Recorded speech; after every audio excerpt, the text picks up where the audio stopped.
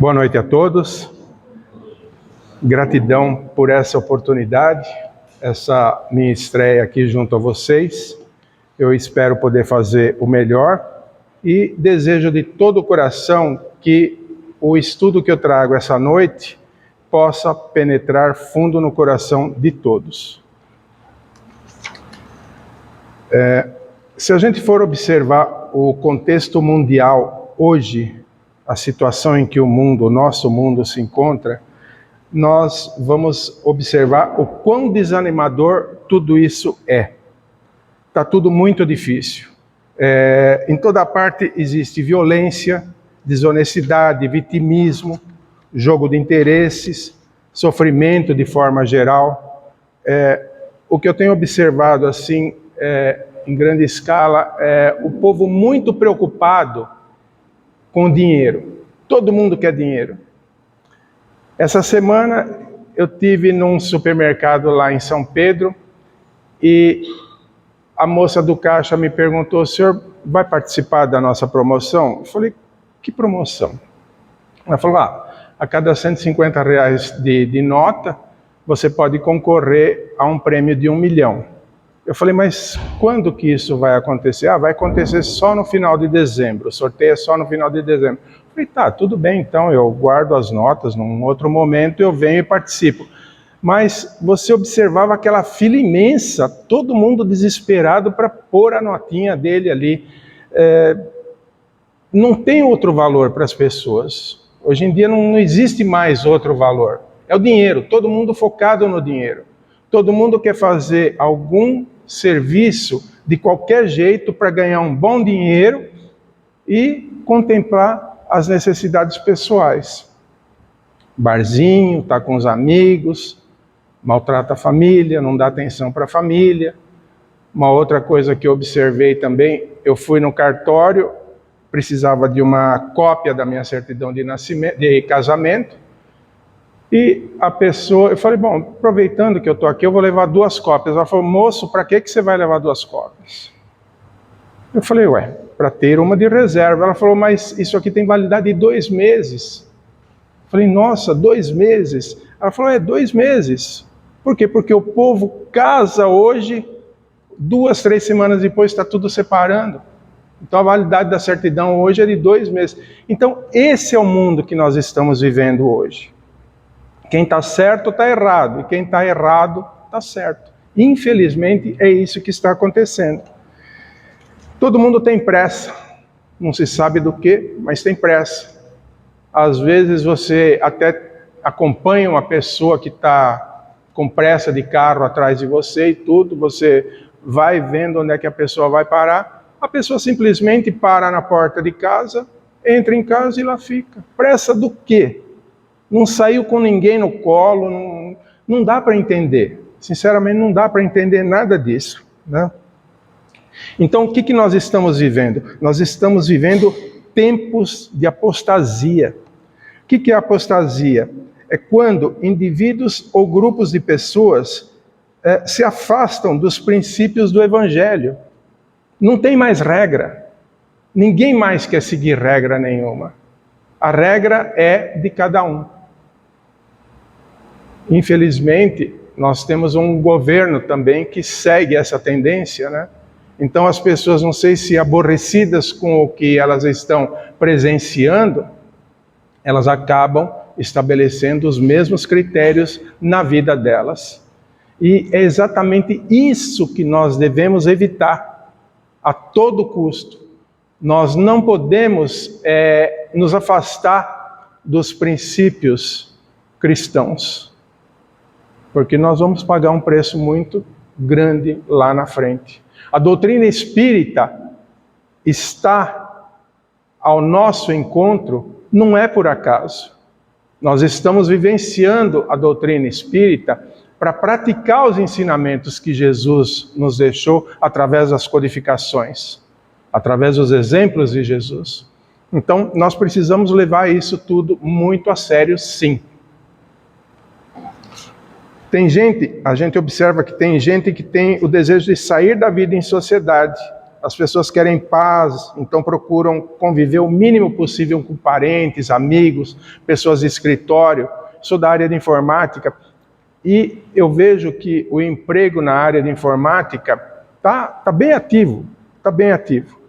Mas as pessoas não querem mais saber disso.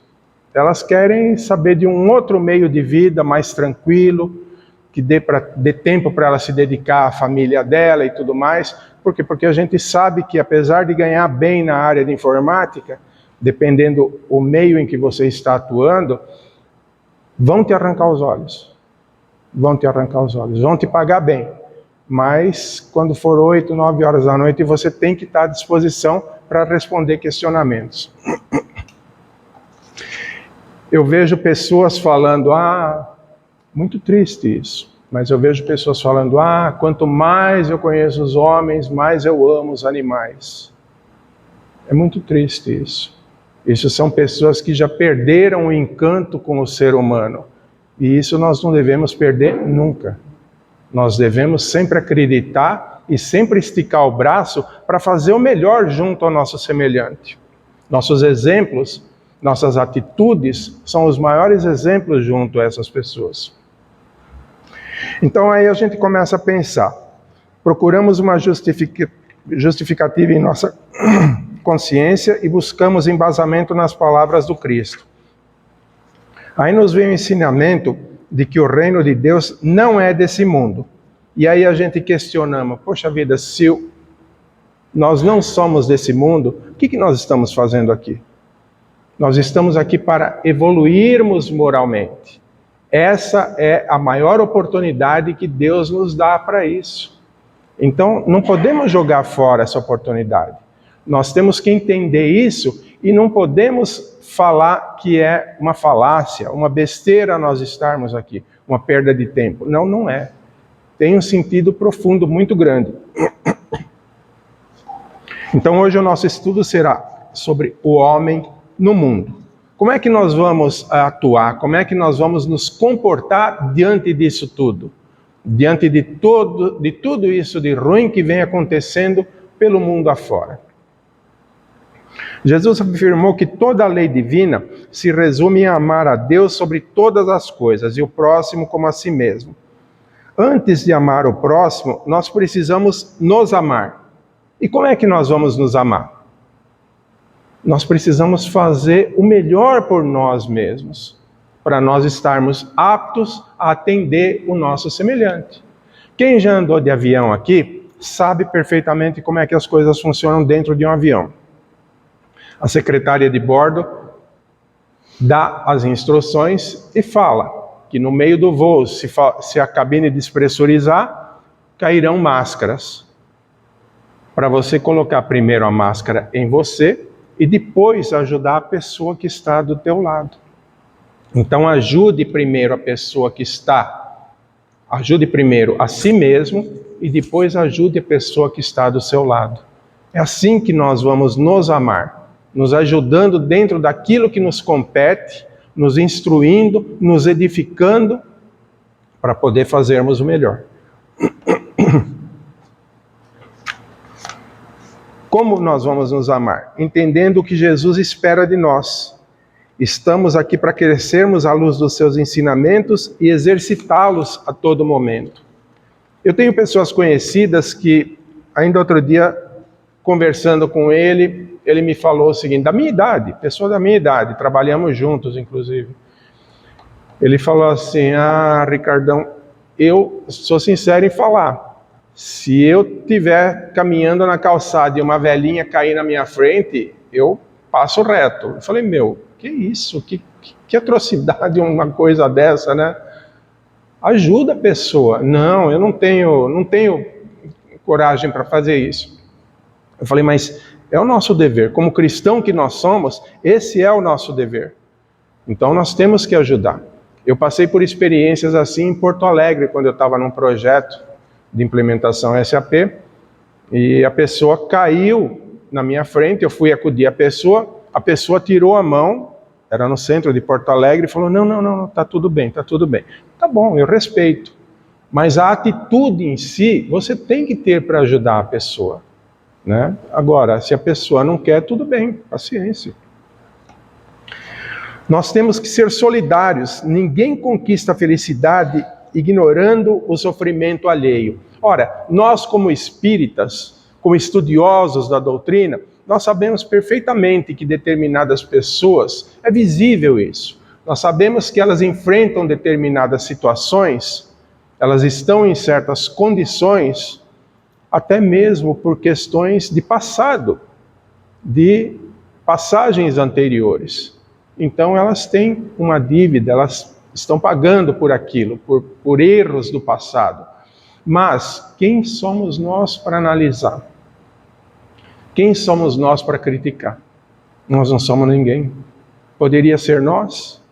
Nós também não temos conhecimento do nosso passado, de como ele foi? Então nós precisamos ser solidários.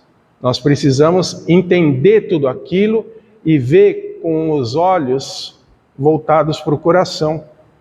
E falar, meu Deus, aquela pessoa está passando por isso, que Deus a abençoe, que ela consiga seguir o seu destino, que ela consiga concluir aquilo que for necessário, com muita fé em Deus. E se puder dirigir uma palavra à pessoa, puder conversar com a pessoa, por que ignorá-la? Né? Às vezes eu penso, tem tantas pessoas em situação difícil, passando pela prova da necessidade nesse mundo. Poderia ser nós? Quantos de nós poderia estar numa situação como essa, mas a gente até que tem uma situação um pouco melhor. Não é uma situação de extrema abastança, mas é uma situação melhor comparado a muitas pessoas que vivem na penúria, né? Então, a gente precisa se dispor a fazer o nosso melhor junto a essas pessoas. Às vezes a gente está passando por um local de feirão público e a gente encontra lá uma pessoa, eu vi isso em São Pedro, uma pessoa com uma belina velha, mas acabada, deve ter chegado ali com muito custo, vendendo pés de alface, R$2 cada pé de alface. Aí a pessoa encosta lá e fala, eu vou levar 10 pés de alface que eu vou ajudar a pessoa. 10 pés de alface são R$20. O que ele gastou de combustível para chegar até lá, esses 10 pés de alface que ele está vendendo não vai pagar isso. A gente com um pouquinho mais de sensibilidade no coração, o que a gente pode pedir? Chega para o cara e fala, me dá um pé de alface. Dá os R$20, os R$20 fica com a pessoa. Ele vai preparar o troco, você fala, não, tá certo. Não, mas não é certo. É certo sim, pode ficar com o troco, não tem problema. Permita-me que eu te ajude, para a pessoa também não se sentir humilhada. Se você vê numa esquina, um menino vendendo balinha, é aquele chato de novo vendendo balinha. Deixa eu pegar R$1 aqui, vou dar R$1 para ele, só para me ver livre do molequinho. Não faça isso.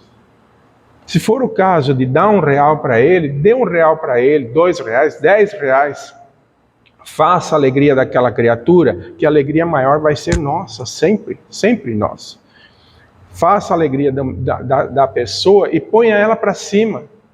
Olha, um dia eu quero te ver no emprego melhor. Esforce-se por isso. Você já foi no supermercado? Já foi procurar emprego no supermercado? Eu já fui. Eu falei com o menino. Eu já fui, mas eles só aceitam acima de 16 anos. Eu ainda estou com 15. Tá bom, então não esquece das minhas palavras. Eu quero te ver no emprego melhor. Quero ver você fora das ruas. Põe a pessoa para cima. Dá força para a pessoa. Não fica achando que é chato, que toda hora está ali pedindo, já te conhece. Já ajudei. Hoje eu passei aqui 2 vezes, já ajudei uma vez. Põe a pessoa para cima. Ajuda a pessoa. Quem sabe até se uma pessoa dessas, amanhã ou depois, não se torna um médico e estará atendendo a gente. Né? Tudo é possível, tudo é possível. O céu é o limite.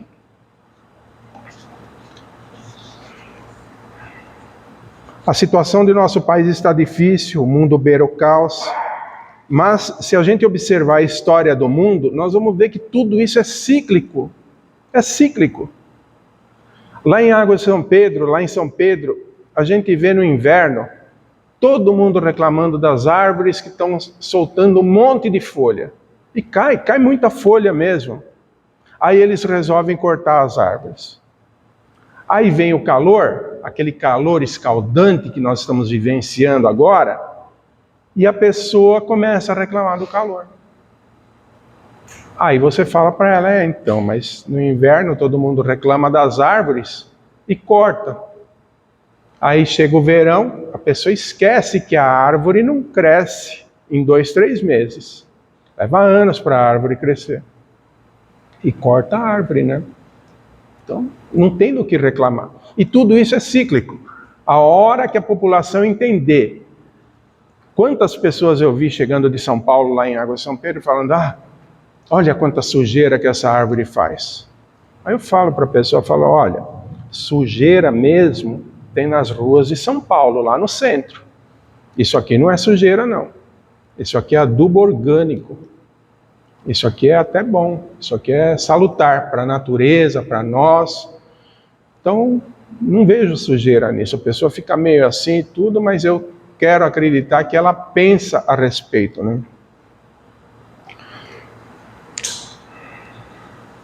A gente fica pensando, tudo isso é cíclico, nós já tivemos vários líderes que foram verdadeiros carrascos. A história mesmo fala sobre isso, tem muita pesquisa no Google, onde a gente verifica todos esses líderes que foram grandes carrascos. E sabe lá Deus onde eles estão encarnados hoje, né? Porque eles podem impor as condições deles, o quanto eles quiserem, mas o certo é que eles vão pagar o preço por isso. Porque Jesus, Deus, não colocou a gente aqui para ficar guerreando, se estapeando com o próximo. Colocou a gente para praticar o amor, né? Então, quem não conhece isso, vai conhecer a grandes dores.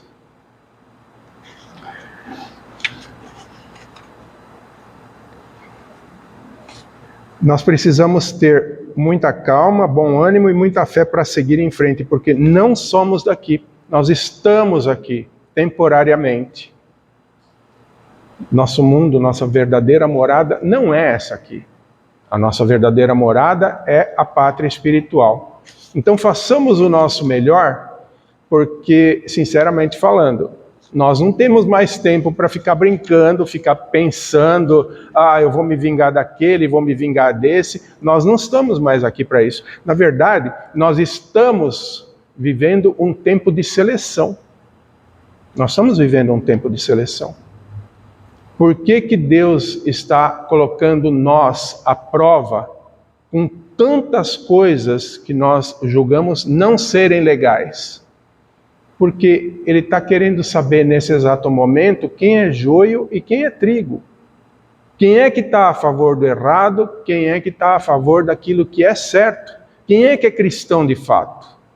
Nós estamos sendo selecionados. Então, tenhamos muito cuidado, principalmente quando o sangue esquenta, pelas atitudes que nós vamos tomar.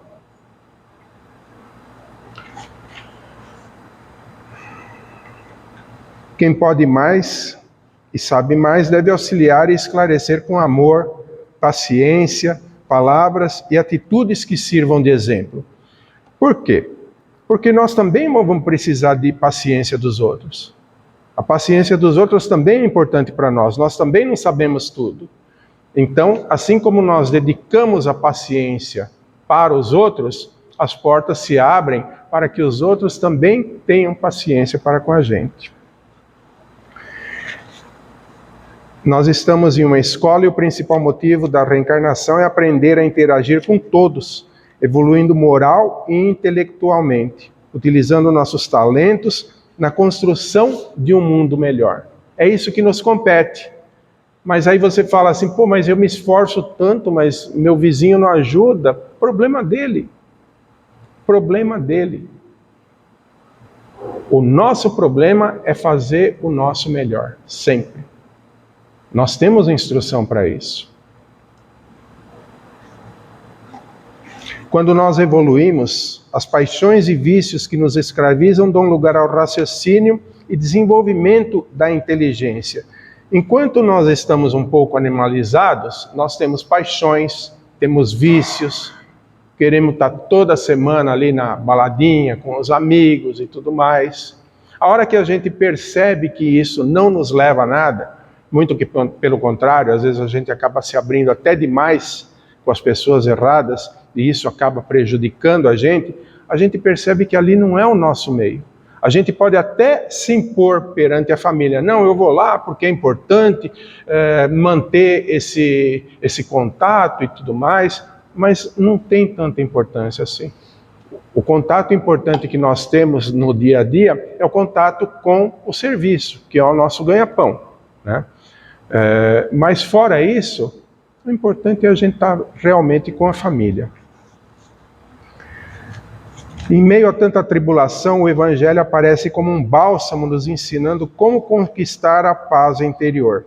Um sentimento de piedade, devoção, religiosidade deve sempre animar o coração dos que se reúnem sob as vistas do Senhor e imploram a assistência dos bons espíritos. Esse sentimento de piedade, na verdade é assim, no momento em que a gente está se preparando para fazer a oração, porque o nosso maior contato com Deus é através da oração. E Deus ouve todas as nossas orações, mas no tempo dele. Ele sempre manda os seus principais enviados nos trazerem um bálsamo necessário para que aquele sufoco momentâneo ele seja amainado, seja acalmado. Mas aquela resposta efetiva que a gente tanto espera, ela chega um pouquinho mais para frente. O importante é a gente ter calma, é a gente estar calmo diante de todas as tribulações que nós vivemos e confiarmos em Deus sempre. Então, sempre que nós formos elevar o pensamento em uma oração a Deus, é a mesma coisa que tomar um banho. Se a gente entrar no chuveiro de guarda-chuva, nós não vamos tomar banho nenhum. Se a gente se preparar para fazer uma oração com raiva, é certo que a oração nossa não vai adiantar de nada. Então nós precisamos tomar cuidado com tudo isso. Purificai, pois, os vossos corações, não consintai que neles demore qualquer pensamento mundano ou fútil. Nós temos que nos livrar de todos os maus sentimentos. Nós precisamos vibrar amor e gratidão. Nós precisamos praticar a lei da gratidão. Grato por tudo. Ah, mas como é que eu vou agradecer se só cai jaca na minha cabeça? Agradeça. Se você plantou jaca na passagem anterior, é claro que agora só vai cair jaca na sua cabeça. Mas se prepara para isso, agradece que você está pagando os seus débitos anteriores. Não maldiga a Deus, não ignora a Deus. É a lei de ação e reação. E o nosso juiz, aquele que nos julga diante de tudo aquilo que fazemos de certo ou de errado, é a nossa própria consciência. Ela pode não estar nos julgando exatamente agora, nesse momento, mas quando desencarnarmos, quando nós perdermos esse filtro que é o corpo físico, a consciência fica bem ativa. E ela mostra para nós tudo aquilo que fizemos de certo e de errado. E aí nós nos prostramos diante dos erros que nós cometemos. É onde nós pedimos a permissão de uma nova passagem para tentarmos consertar os erros que nós fizemos. Elevemos o espírito àquele por quem nós chamamos, a fim de que, encontrando em nós as necessárias disposições, possam lançar a semente que é preciso, germine em nossas almas e dê fruto de caridade e de justiça. No momento da oração, vamos estar sempre em paz. Sempre em paz. Vamos nos despojar de todos aqueles sentimentos ruins e vamos estar em paz. A espiritualidade não espera que vivamos uma vida mística ao nos estimular a prece e a evocação mental, e nem que nos mantenhamos à parte das leis da sociedade na qual estamos vivendo. Devemos viver como os homens de nossa época, deixando de lado as frivolidades, sacrificando-nos às necessidades com um sentimento de pureza que possa nos santificar. Então, não é difícil isso. Sinceramente, não é difícil. Basta a gente querer. Quantas coisas a gente, lá no passado, a gente imaginou, desejou, e quantos objetivos nós atingimos com esse desejo inicial. Porque nós nos mantivemos firmes no nosso propósito. Com a oração é a mesma coisa.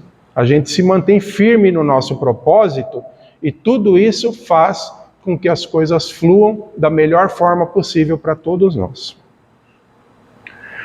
Descobre o seu Cristo interno e renuncia ao próprio ego. Ora, o que é o ego? É o nosso caráter, a forma de pensar e agir com base nos impulsos dos sentidos que moldam as nossas posições e convicções próprias e nos leva à presunção e à vaidade.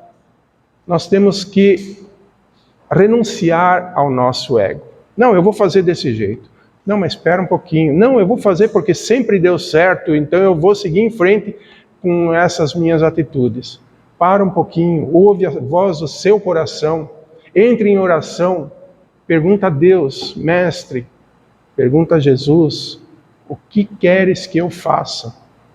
Qual é o caminho a ser seguido nesse momento? Faz de mim o teu instrumento, que seja feita a tua vontade, agora e sempre. É a melhor coisa. Você fica descansado e as respostas começam a vir. A tua intuição começa a falar com você, teu coração, a tua voz interior começa a falar com você, começa a te dar o rumo a ser seguido.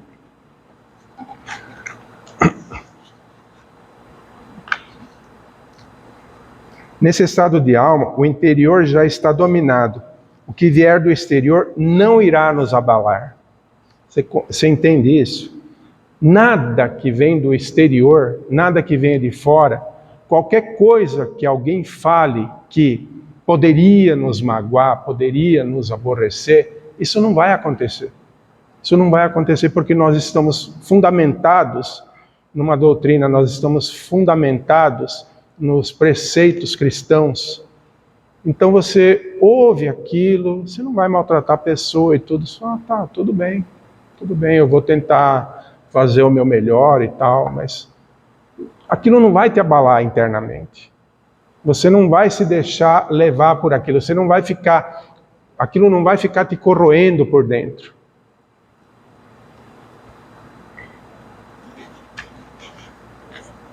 Pela força espiritual superior que irradiamos, todos se sentirão aliviados, tranquilos e seguros.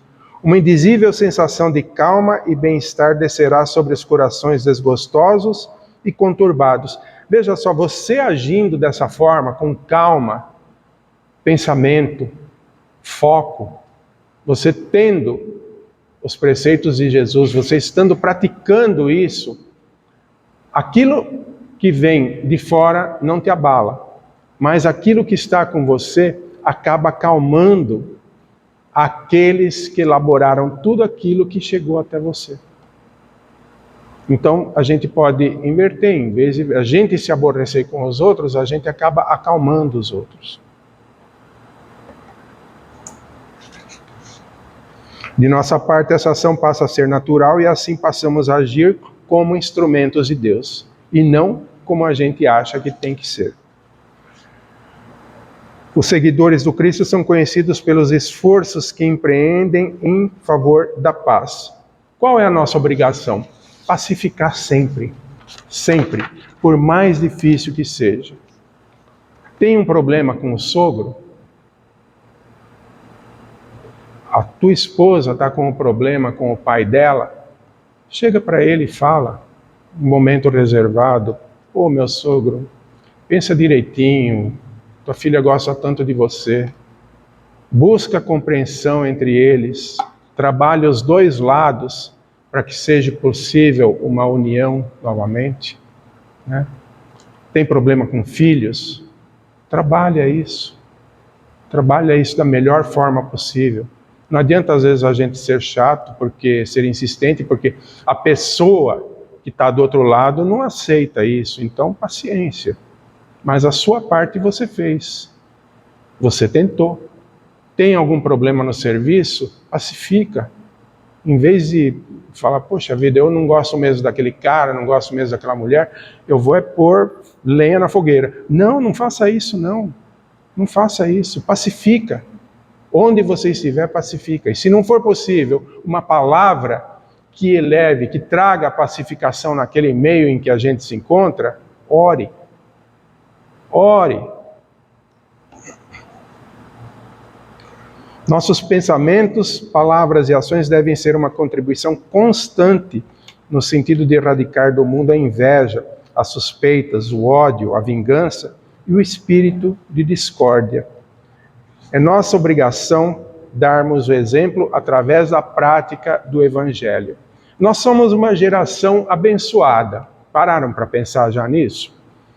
Nós temos a codificação todinha de Kardec, codificação que Jesus nos permitiu, que é uma bússola para a nossa vida. Tem gente que olha o Evangelho, vira, torce o bico, fala, nossa, aquele livro grosso, coisa insuportável, como é que eu vou ficar lendo aquilo o tempo todo? Mas quando você adquire o hábito de não ler, mas de estudar, você estuda uma vez, estuda duas, estuda 3 vezes, e cada vez mais aquele conhecimento vai se arraigando no seu coração. Então é muito importante. Eu faço evangelho de domingo a sexta, sábado não. Mas aí o que acontece? Às vezes eu paro na mesma lição do evangelho 1 semana, 2 semanas, até entender legal tudo aquilo que está falando, e cada hora eu pego uma percepção diferente daquilo. É muito interessante. É muito interessante. E aí, à noite, na hora de deitar, eu faço uma autoanálise. Pequei contra tudo aquilo que eu conheço? Pequei. Então amanhã eu vou procurar ressarcir tudo isso. Vou procurar a pessoa com quem eu errei, né? Para a gente desfazer qualquer mal entendido. Se não pequei, continua, a vida que segue.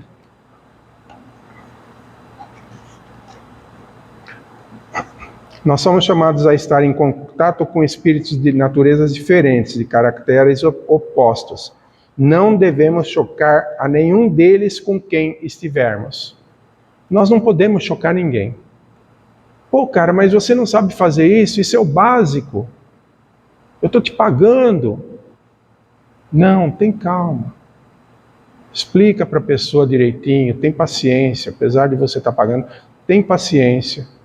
Explica para a pessoa, não choca a pessoa. Não dá aquele choque dentro dela com as palavras que você externa. É só no contato com os nossos semelhantes, nas lutas mais árduas, que vamos crescer aos olhos de Deus. Que jamais na nossa felicidade entre um pensamento ou um ato que possa ofender os que nos amam ou nos comprometer perante a justiça divina. Tenha paciência, seja resignado e perdoe. Mas não só perdoe, peça perdão também. Ninguém vai se tornar menos pessoa pedindo perdão para o outro, seja lá quem for. Tem pessoas que eu conheço que falam, nossa, mas se eu pedir perdão eu vou ser um trouxa. Não é assim que funciona, gente. O perdão é você se livrar de tudo aquilo que está te angustiando, você deixar de lado isso, deixar passar todo esse tormento que está dentro da sua cabeça. Perdoa a pessoa, livre-se desse embrulho. Um amigo uma vez falou assim, poxa, foi na CEL, Sociedade de Estudos Espírita da Lapa. Ele chegou para o seu Attilio Campanini, que era o diretor da CEL, e falou: eu não consigo me livrar dos meus problemas. Eu não consigo perdoar. Ele falou assim: então faz o seguinte, meu filho, para cada pessoa que você tem que perdoar e cada problema que você tem, coloca um tijolo dentro de um saco e carrega. Vai carregando isso. A hora que você cansar desse peso todo, você se retrata com as pessoas, peça perdão, tira da sua cabeça os seus problemas, e para cada problema e cada perdão que você solicitar, você tira um tijolinho. Isso vai amenizando a sua dor. Então ele pensou bem, ele falou: puxa vida, eu acho que essa é a saída mesmo. E foi isso que ele fez. E ele se tornou uma pessoa feliz.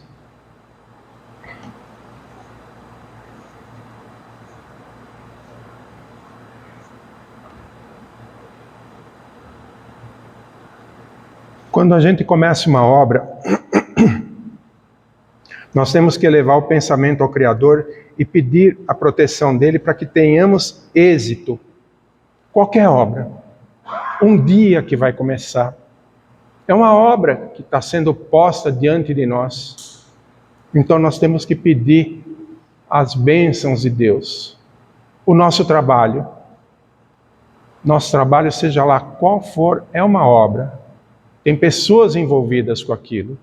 Nós precisamos pedir as bênçãos de Deus para que os bons espíritos nos iluminem e nós tenhamos êxito, para que aquela obra atinja os seus objetivos, atinja os nossos objetivos de bem.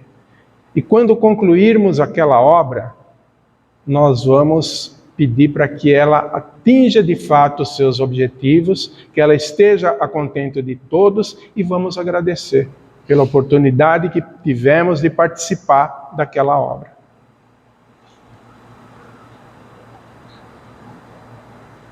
Que caridade teria a praticar ou aprender com o semelhante o homem que vivesse isolado de tudo e de todos? Penso que a pessoa que busca viver-se isolada é egoísta. Porque ela não pensa nos outros, ela pensa só nela. É como aquele caso que eu falei para vocês, da pessoa que fala que quanto mais conheço os homens, mais adoro os animais. Então não tem sentido isso. Não tem sentido. A gente precisa procurar, sim, a essência de cada um. Sempre alguém tem alguma coisa para nos oferecer. E nós também temos que ter muito para oferecer aos outros. No livro Atitude de Amor, da editora do Fox, psicografia de Vanderlei Soares de Oliveira, Bezerra de Menezes nos esclarece que para o espiritismo ser implantado na Terra, houve um planejamento na espiritualidade, e que a implantação teve uma delimitação de 3 períodos distintos de 70 anos. Veja, não foi simplesmente, vamos fazer o espiritismo, vamos implantar o espiritismo e pronto. Não, tem um projeto por trás disso. Quando você vai edificar uma casa, tem um projeto por trás disso. Porque se você simplesmente se colocar a fazer como você pensa que é, uma hora a casa cai na sua cabeça. Então, tudo tem que ter um projeto, tem que ter um momento certo. Você não pode começar a edificar uma casa em tempo de chuva. Não vai arrancar a terra do lado da casa do vizinho em tempo de chuva. Você vai morrer com 2 casas, a sua e a do seu vizinho. Então a gente precisa pensar, tudo na vida da gente é um projeto. A gente precisa parar e analisar. O primeiro período de 70 anos, de 1857 a 1927, foi para a consolidação de que o Espiritismo não é uma crença fundamentada em ideias humanas, mas sim a doutrina dos espíritos. O segundo período, de 1928 a 1997, teve por objetivo a proliferação dos centros espíritas e a difusão do conhecimento espírita. Foi o período de se fazer belos discursos sem as correspondentes atitudes. Agora nós estamos diante da passagem mais importante, que é o terceiro e último período de 70 anos, de 1998 a 2067. É o que estamos vivendo nesse momento, diz Bezerra de Menezes, que é o período das atitudes. É o momento de praticarmos o que até agora aprendemos com o Espiritismo. Se temos um belo discurso sobre fraternidade, chegou a hora de sermos fraternos. Chegou a hora da prática. Essa é a etapa do projeto que nós estamos passando. Nós estamos tendo a felicidade de passar. Então, se a gente for observar as tribulações pelas quais nós estamos passando nessa fase de mudanças do planeta, de provas e expiações para a regeneração, a gente conclui que somos escolhidos de Deus para estarmos por aqui. Porque Ele sabe que todos nós somos capazes de contribuir com o nosso melhor. Mais uma vez você vai perguntar, poxa, mas e aqueles que estão assaltando, matando, cometendo horrores aí fora?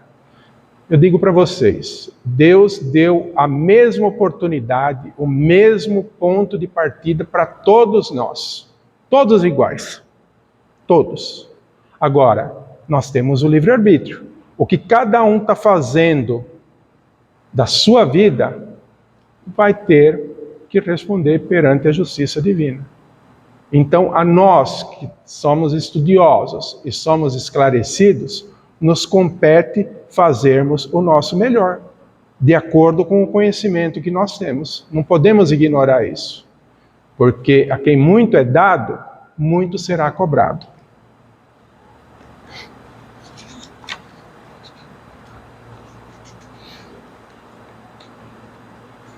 A gente precisa entender que a experiência humana não é uma estação de prazer. Já ouvi pessoas dizendo também que essa vida aqui eu vim para aproveitar. Vou aproveitar o máximo que eu puder. Vou viajar, vou passear.